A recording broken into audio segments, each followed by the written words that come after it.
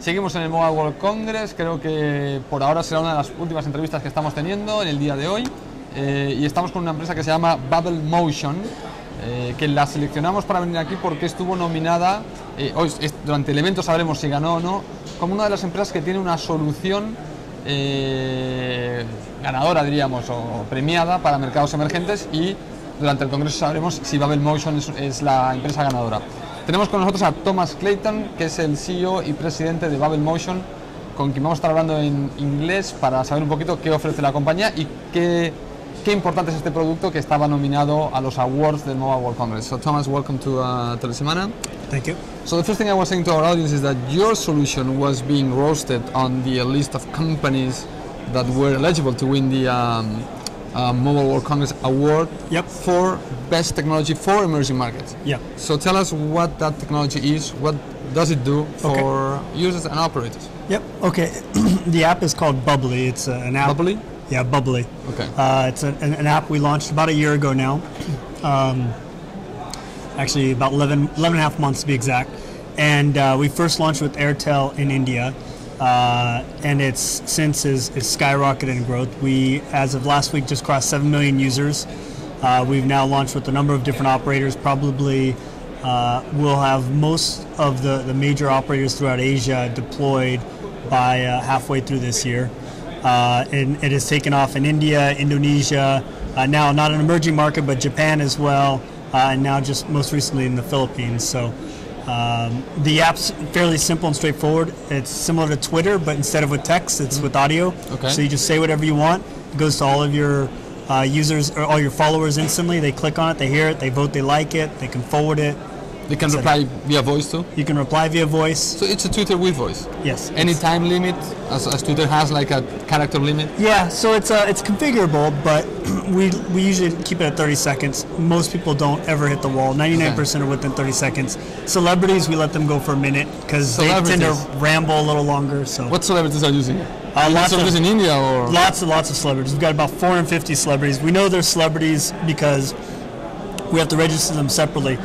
In our service, your username is your phone number. So if I want to follow you, I dial star, your phone number star. I'm subscribed to you. Then whenever you leave a message, I'll get it. I see. But a celebrity doesn't want to give his phone number out. So we give them a 4-digit short code. So some big Bollywood celeb would be star 5000 star. They dial star 5000 star.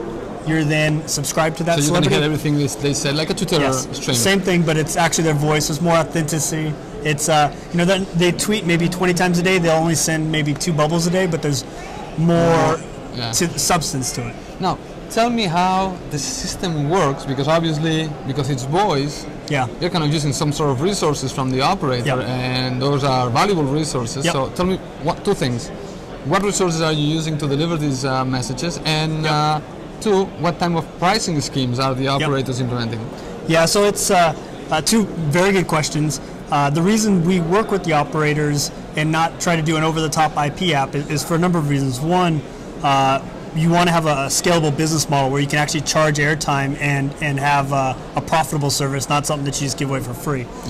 2, given that it is a voice file on average, averages about a megabyte of voice file, whereas the average text, a tweet, it averages about 100 bytes. Okay, so it's about 10,000 times the file size. And we all know Twitter crashes all the time, right? We can't crash an operator's network, or else emergency services and everything else goes down. You know, our top user has 1 million followers. If he's sitting in Delhi and he needs he blogs, or he sends out a bubble, and 100,000 of his followers in Mumbai, we can't send 100,000 1 meg files instantly across the network, or it'll come down. So all you just skip it somehow. So the real intelligence is in how we the algorithms, the routing in the back end, where we basically send 1 copy and it fans out at the very edge of the MSCs. And so we're able to do that across operator networks using our own set of sort of proprietary routing algorithms.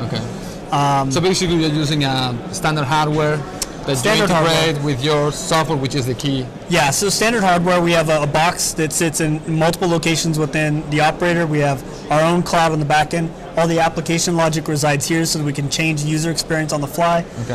In the operator's network, we have SMSC integration, billing integration, SS7 voice integration, and some storage of the actual data itself. Okay, what about with the IP emergence, would that change the name of the game for you guys in terms of how you deliver those data files, or actually you're using now 3G? Yeah, no, we're doing it 3G and even 4G in Japan, so it's a different protocol. So basically you're not using the 2G network whatsoever, you're just we do in 2G as well, but the network itself, we're agnostic. Okay, you don't mind to us, that's just a pipe, and it depends on the protocol, and we could do it via SIP over an IP network, or we can do it via SS7 over a 2G network. Okay. We're independent of that. Okay, what about the pricing schemes? How operators are... Yeah, pricing, we see sort of two business models developing. For me following a friend, if I want to follow you, it's basically usage-based, so you send out a message, I click on it, I retrieve it, I pay airtime for the retrieval, and then it just comes right out of the prepaid card or postpaid plan. Can I hear that message over and over? Yeah, you can hear it over and over. You're just paying airtime. Every time, okay. Yeah, just like if you were checking voicemail, right? Okay. And then for celebrities in some markets, it's very common to have subscription services. So in India and Indonesia, for instance, we charge a monthly premium fee per celebrity that they're following. So in India, it's 10 rupees per month per celebrity. And you can hear everything they say? You can hear everything they say. The first time's free. If you want to listen to it again and again, then you pay usage on it, just so we don't have abuse of the network resources. Okay. Finally, in terms of devices, you don't need any... Completely agnostic to devices. Nothing resides on the device itself. You will see later we're going to start to ship some clients with an iPhone or an Android and so forth to make a slick user experience. Just like Twitter started as a basic text service and then morphed into a bunch of different applications as well. So you're going to be developing applications for Of course. Now, final question, integration. If an operator says, I like that service, because mainly because it involves me, not as Twitter or the Facebooks they are doing, that without counting on the operator's well-being, let's say. From the time an operator says, okay, I'm going to use your service, integration, how long? So the physical work on our end takes us about 2 to 3 weeks. We have a bunch of plugins for the billing, SS7, etc., to integrate things very, very quickly. Of course, in any operator environment, there's lots of approval processes and other things that go on.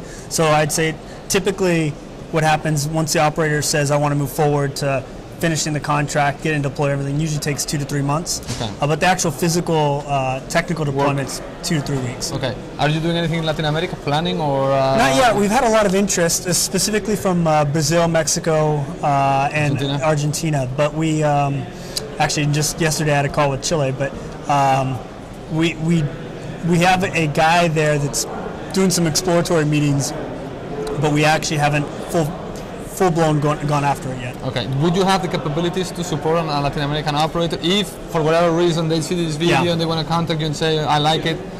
Can you assure that they're going to be properly covered once they install your system, if they are in Argentina, for example? Yeah. So 9 months ago, we didn't, and that's why we pushed back. Today, we're about to raise a very large round of financing. Okay. And fresh cash? Fresh cash plus sign a partner agreement within Latin America, which would help us support locally those operators. And that's why we've largely pushed back until now. All right. Well, Thomas, thank you so much for stopping by, letting us know about Bubblemotion. I was going to say bubblegum. Bubblemotion, and... That's illegal in Singapore. The name? No, bubblegum. Sure. Hey, you throw it away, you go to jail, I think. Yeah. Good luck with the awards. Yes, and, thank you. If you win, maybe I had something to do with it. Who knows? Thank you. All right, thank you. Take care. Careful with the mic.